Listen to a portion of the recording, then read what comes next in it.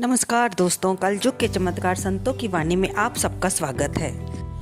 आज हम जानेंगे संकट चौथ के व्रत के बारे में, जो कि माघ महीने में आता है और ये व्रत भगवान गणेश जी को समर्पित है।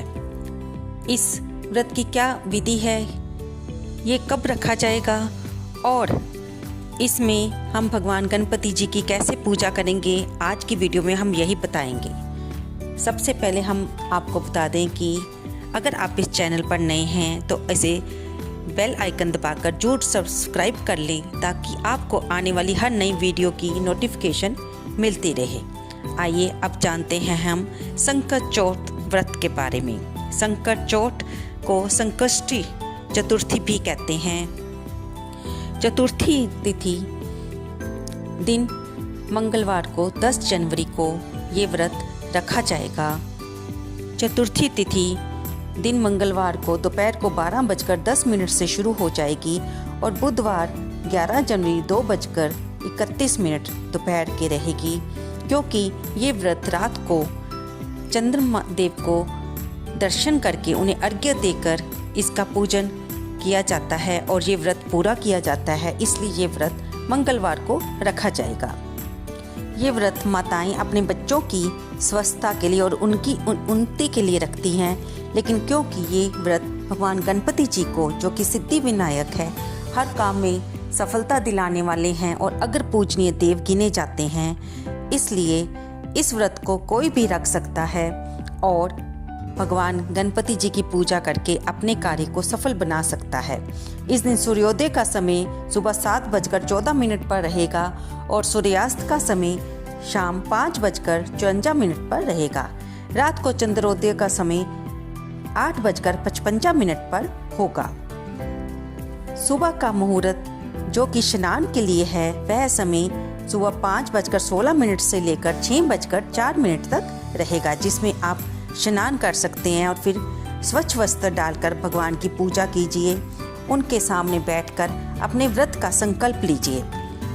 ये व्रत वैसे तो निर्जला रखा जाता है और रात को चंद्रदेव को अर्घ्य देकर ही कुछ ग्रहण किया जाता है, लेकिन क्योंकि ये व्रत गर्भवती महिलाएं भी रखती हैं, इसलिए उनको अगर शरीर की सामर्थ्य के अनुसार वे निर्जला व्रत ना रख पाए तो शास्त्रों में ऐसा बताया गया है कि ये व्रत फलाहार भी रखा जा सकता है।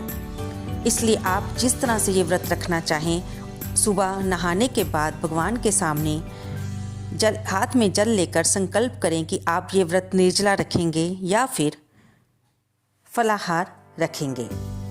इस दिन तिलकूट यानी कि चूरी बनाई जाती हैं, पिनिये, तिल की पिनिये बनाई जाती हैं, गुड़, शक्कर, ये भगवान को अर्पित किया जाता है। और भगवान को, जैसे कि गणपति भगवान को मोदक, लड्डू बहुत पसंद हैं, उन्हें शाम को उनकी कथा सुनते समय धूप, दीप, नैवेद्य अर्पित करें। सामर्थ्य अनुसार उन्हें आपने जो भी उस दिन प्रसाद बनाया है उसे भगवान को अर्पित करें। दुर्वा, मोदक, इलायची प्रभु को अर्पित करें। भगवान को इस दिन सिंदूर का तिलक लगाएं। अगर सर्दियों में, क्योंकि कोहरे के कारण कई बार हमें चंद्रमा नज़र नहीं आता कई स्थानों पर, तो अपने मंदिर में, जब पास के मंदिर में जाकर, जहाँ पर भगवान शिव के मस्तक पर चंद्रमा विराजित हो, उन्हें जल अर्पित करके उनके दर्शन करके आप इस व्रत की पालना कर सकते हैं। कुछ स्थानों पर इसमें घर की सासू माँ, जब घर की बड़ी उम्र की औरत को बयाना भी दिया जाता है, जिसमें उन्हें वस्त्र और कुछ फल मिठाई अर्पित की जाती है। इसमें अगर आपके पास बच्चे रहते हों तो आप बच्चों को अपने साथ बिठाकर भगवान की पूजा करें, और अगर बच्चे दूर रहते हों तो बच्चों का नाम लेकर भगवान को प्रसाद अर्पित करें। भगवान की कथा करने के बाद शाम को उनकी भगवान गणपति जी की आरती करें और फिर क्षमा प्रार्थना करें कि अगर आपसे इस व्रत को रखने में कोई भूल चूक हो गई है तो भगवान आपको क्षमा करें।